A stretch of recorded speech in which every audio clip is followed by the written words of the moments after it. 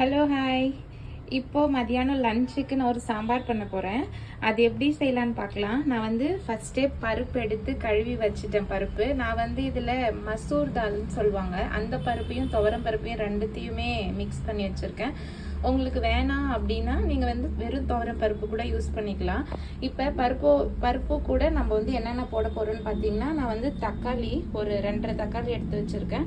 அதுக்கப்புறமா ஒரு 10 பல்லு பூண்டு எடுத்து வச்சுருக்கேன். சின்ன வெங்காயம், பச்சை மிளகாய், இது இந்த 4 ஐட்டம் மட்டும் நம்ம பருப்போடு சேர்த்து வேக வைக்க போகிறோம். அது கூட 1 ஸ்பூன் நல்லெண்ணெய் சேர்த்துக்க போகிறோம். வாங்க எப்படி செய்யலான்னு பார்க்கலாம். நம்ம இப்போ இதெல்லாம் நான் கட் பண்ணி போட்டுக்கிறேன். கூட தக்காளியை கட் பண்ணி போட்டுட்டேன். இப்போ நான் இந்த பூண்டு போட்டுக்கிறேன். அதுக்கப்புறமா காரத்துக்கு பச்சை மிளகாய் போட்டுக்கிறேன். ஒரு 4 பச்சை மிளகாய் போட்டுக்கிட்டேன். அதுக்கப்புறமா சின்ன வெங்காயம் கொஞ்சமாக உரிச்சு வச்சுருக்கேன். ஒரு 8லேருந்து 10 நம்ம அவ்வளோ சேர்த்துக்கலாம். இவ்வளோண்டு தாளிக்கிறப்ப திரும்ப எதுவும் சேர்க்கணுன்னு அவசியம் இல்லை, இவ்வளோ. அதுக்கப்புறமா இது கூட மஞ்சள் தூள் போட்டுக்கலாம் கொஞ்சமாக. அதுக்கப்புறமா இதோட 1 ஸ்பூன் எண்ணெய் சேர்த்துக்கலாம். அவ்வளோதான். இப்போ இதை நான் குக்கர் விசில் போட்டு ஒரு 4 விசில் விட்டு இறக்குறேன். 4 விசில் வரைக்கும் பார்க்கலாம். பருப்பு வெந்ததுக்கு அப்புறமா நம்ம இதில் காய், தேங்காய் பால், புளி தண்ணி எல்லாமே சேர்த்து திரும்ப ஒரு விசில் விடணும். வாங்க எப்படி செய்யலான்னு பார்க்கலாம். குக்கர் விசில் போட்டுட்டேன். 4 விசில் வர வரைக்கும் வெயிட் பண்ணலாம். அதுக்குள்ளே நான் இந்த காய்களை கட் பண்ணி எடுத்துக்கிறேன். நான் இன்னைக்கு முருங்கைக்காய், முள்ளங்கி, அப்புறமா ஒரே ஒரு கத்திரிக்காய், பச்சை கத்திரிக்காய், நீட்டு கத்திரிக்காய் எடுத்திருக்கேன்.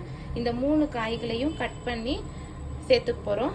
நீங்கள் வேறு இது கூட ஏதாவது காய் சேர்த்துக்கினாலும் சேர்த்துக்கலாம். ஆனால் இந்த 3 காய் போட்டால் டேஸ்ட் நல்லாயிருக்கும்.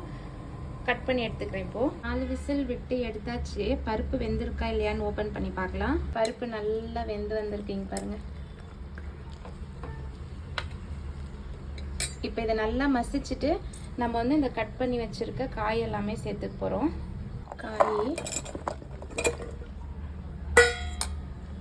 நான் இந்த 3 காய் தான் எடுத்திருக்கேன். உங்களுக்கு இது கூட எதனா சேர்க்கணுன்னா கேரட், பீன்ஸ் சேர்க்கலாம். அதை தவிர்த்து வேறு எந்த காயும் வேணாம். முருங்கைக்காய், கத்திரிக்காய், கேரட், பீன்ஸ், முள்ளங்கி, இத்தனை காய் போட்டு செய்யலாம். நல்லா டேஸ்ட்டாக இருக்கும். இப்போ இதோட தேங்காய் பால், நான் ஒரு தேங்காய் பால் திக்காக அரைச்சி வச்சுருக்கேன். இதோட சேர்த்துக்க போகிறோம் தேங்காய் பால்.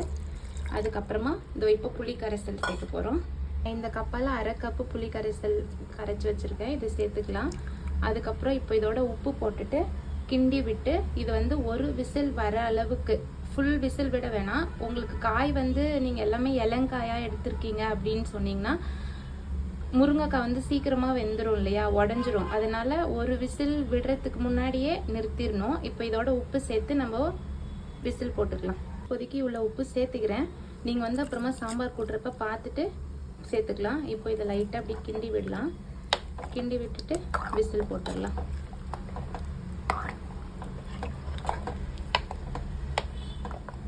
நான் ஒரு விசில் காயெல்லாம் வேகிறதுக்கு விட்டு எடுத்துட்டேன். இப்போ பாருங்கள் நல்லா வெந்து வந்துருச்சுல காய். இப்போ இதை தாளிச்சிக்கலாம். நம்ம இதில் இப்போ எண்ணெய் சேர்த்துக்கலாம். நான் ஒரு 2 ஸ்பூன் சேர்த்துக்கிறேன் தாளிக்கிறதுக்கு. எண்ணெய் காஞ்ச உடனே இதில் நம்ம ஜீரகம், கடுகு, காஞ்ச மிளகாய் போட்டு தாளிக்க போகிறோம்.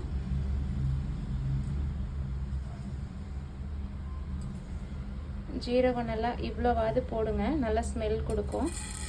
எண்ணெய் காஞ்சிச்சு ஜீரகம். இப்போ இதோட கடுகு சேர்த்துக்கலாம். கடுகு,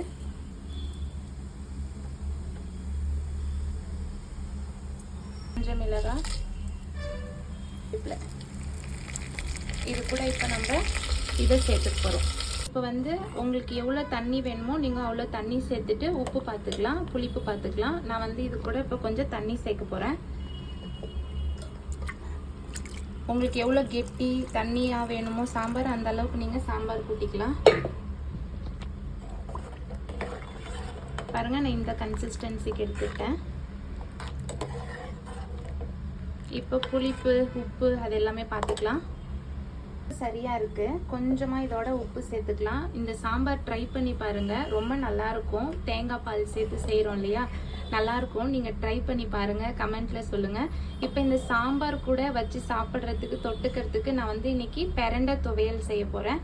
அதையும் இப்போ நம்ம எப்படி செய்கிறதுன்னு பார்க்கலாம். நான் ஊர்லேருந்து ஃப்ரெஷ்ஷாக பெரண்டை எடுத்துகிட்டு வந்தாங்க. அம்மாவே க்ளீன் பண்ணி கொடுத்து அனுப்பிச்சிருக்காங்க. ஸோ பெரண்டை இது கூட கொஞ்சமாக ஒரு 10 குட்டி குட்டியாக சின்ன வெங்காயம் எடுத்திருக்கேன். பூண்டு வந்து நல்லா ஒரு இவ்வளோ பூண்டாவது எடுத்திருக்கேன். அதுக்கப்புறமா கொஞ்சமாக புளி, அதுக்கப்புறம் உளுத்தம் பருப்பு, இதெல்லாம் இப்போ வதக்கிட்டு நம்ம அரைக்க போகிறோம். வாங்க எப்படி செய்யலான்னு பார்க்கலாம். சாம்பார் நல்லா கொதிச்சிருச்சு. இப்போ நம்ம இதில் கொஞ்சமாக இங்கே பாருங்கள் ஃப்ரெஷ்ஷான கொத்தமல்லி போட்டுட்டு இதை நிறுத்திடலாம். சாம்பார் ரெடி ஆயிடுச்சு. இப்போ துவையல் ரெடி பண்ண போகிறோம். துவையலுக்கு மெயின் இம்பார்ட்டண்ட் என்னன்னு பார்த்தீங்கன்னா நல்லெண்ணெய் போட்டால் தான் அந்த துவையல் வந்து ரொம்ப நல்லா டேஸ்ட்டாக இருக்கும். அதே சமயம் பெரண்டை வந்து மூட்டு வலிக்கு, எலும்பு இடுப்பு வலிக்கு எல்லாத்துக்குமே ரொம்ப நல்லதுன்னு சொல்லுவாங்க. ஸோ நான் வந்து நல்லெண்ணெய் சேர்த்துக்கிறேன். நீங்களும் நல்லெண்ணெய் சேர்த்து செய்யுங்க, அப்போ தான் ரொம்ப நல்லா டேஸ்ட் இருக்கும். இதெல்லாம் 2 கரண்டி சேர்த்துட்டேன்.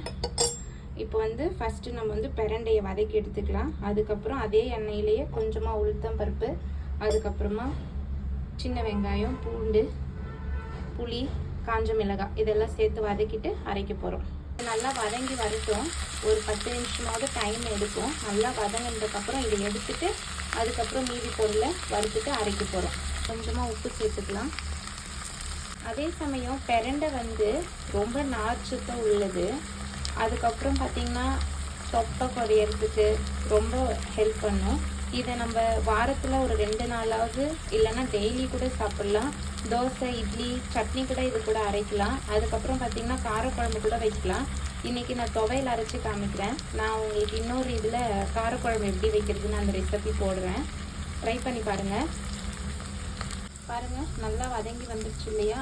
இப்போ நம்ம இதை எடுத்துகிட்டு வறுக்கிறதுக்கு சேர்த்துக்கலாம். இப்போ அதே எண்ணெயில் உளுத்தம் பருப்பு ஒரு 1.5 ஸ்பூன் அளவு நான் சேர்த்துக்கிட்டேன். இது கொஞ்சம் பொரியட்டும். கருக விட்டுறக்கூடாது.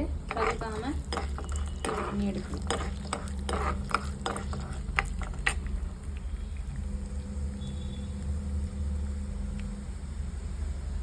கூடவே இப்போது வெங்காயம், காஞ்ச மிளகாய் சேர்த்துக்கலாம். அது கூட பூண்டு, அதுக்கப்புறமா புளி. இது லைட்டாக வதங்கி வந்ததுக்கப்புறமா கொஞ்சமாக வெள்ளை எள்ளு சேர்த்துக்கலாம். 1 ஸ்பூன் சேர்த்துக்கலாம். இதை நான் உங்களுக்கு சொல்லலை. இது லாஸ்ட்டில் இது வதங்கினதுக்கப்புறம் இதோட சேர்த்துட்டு அரைச்சிக்கலாம். வதங்கிடுச்சு பாருங்கள். அதே சமயம் மிளகா வந்து கருக விட்டுறாதீங்க. அப்படியே சிம்லேயே வச்சு இந்த மாதிரி வதக்கி எடுத்தாச்சு. இப்போ இதில் வந்து நம்ம ஸ்டவ்வை நிறுத்திட்டு கொஞ்சமாக இந்த வெள்ளை எள்ளு சேர்த்துக்கலாம். எள்ளு இல்லைன்னா கூட நீங்கள் சேர்த்துக்க வேணாம்.